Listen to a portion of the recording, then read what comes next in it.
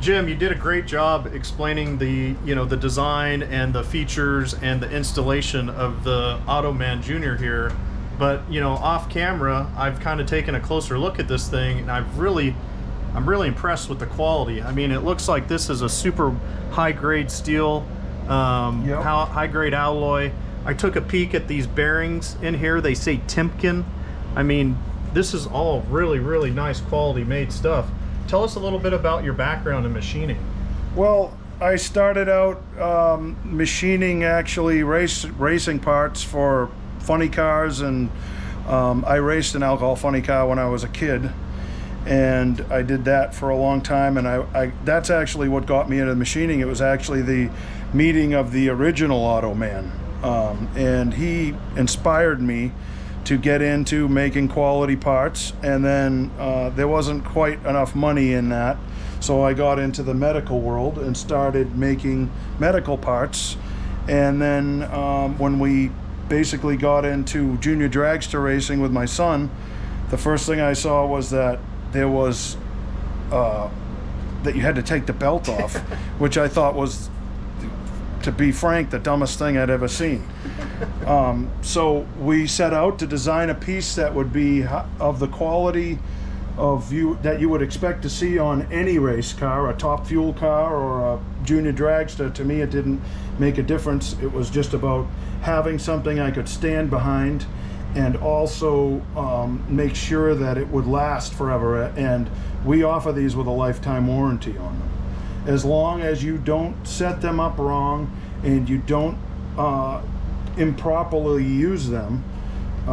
As far as we've had 5 or 6 years now of constant racing with the one that's on our car, and haven't had any issue, as well as I think we're 150 cars out there now with these on them, and they're doing well. So what kind of teeth gear combinations are you offering with the Automan? We make them out of we make 11, 12, 13, 14, and we're probably going to do like a 15 and a 16 on our next production run. Yeah, so that's pretty much every ratio imaginable that a junior would need. So it looks like you'd have everybody taken care of there. That's the goal. So there's some other features to this too. Everything is anodized for protection purposes. We offer them in different colors as far as the handle is concerned.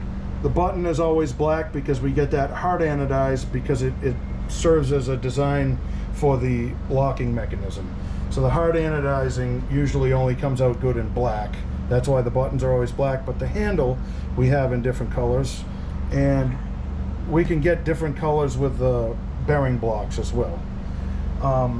As far as the materials are concerned, everything here is made out of certified aircraft grade materials. The aluminum and the handles are all made out of 6061.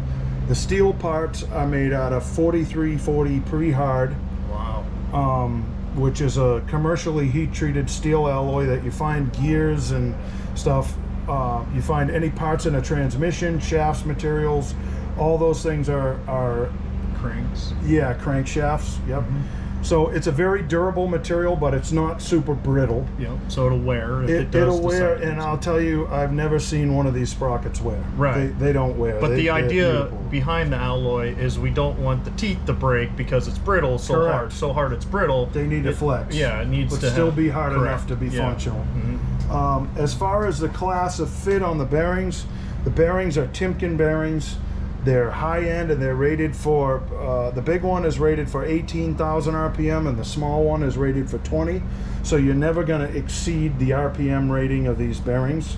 And they also have the correct amount of press on the outside and the inside on this bearing, and on the outside only of this bearing.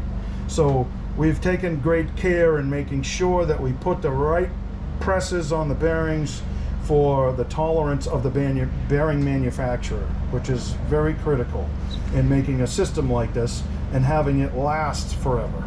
Yeah, so I heard you say you're 6 years deep into running this in on a car. I assume you've never needed to replace the bearings yet, Not right? once. Yeah. No. So you got more than what you need here as far as quality. I know this is a half scale plate. I want to make sure people, you know, understand this is a half scale setup. Are you doing a Boss too? Or? Yes, we have Mike Boss bearing blocks. It's just a different bearing block, same sprocket, but it bolts right on. Everything bolts right on. That's the idea. So we have blocks for half scale and blocks for Boss, and usually either one of those will fit any other motor plate. Okay. So you can make them work, and in some cases we've made adapter plates to mount them onto other motor plates that don't match these.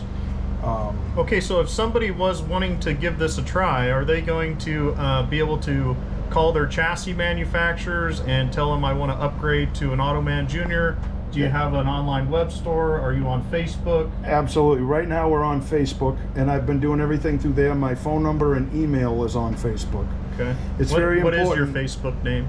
It's Automan Junior on Facebook. Okay, Automan Junior. So you can go on Facebook, you can get my telephone number, you can also get my email. My company is JLP Machine and Welding. Automan Junior is our product line. Okay.